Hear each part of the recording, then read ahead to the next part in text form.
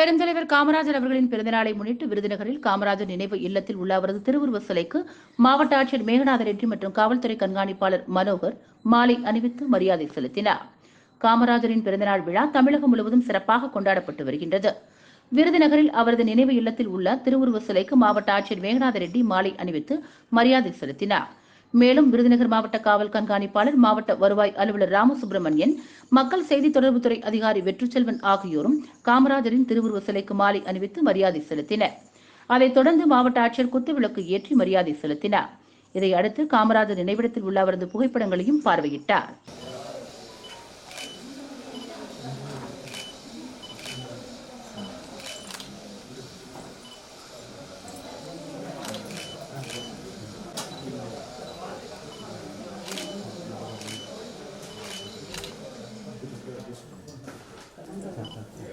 Sir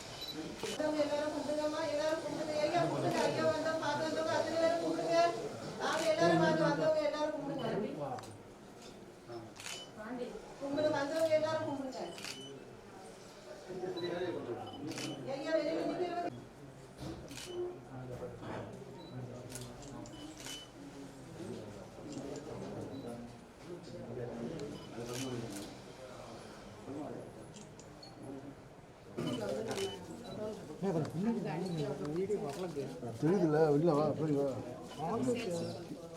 சொல்றது கேளுங்க.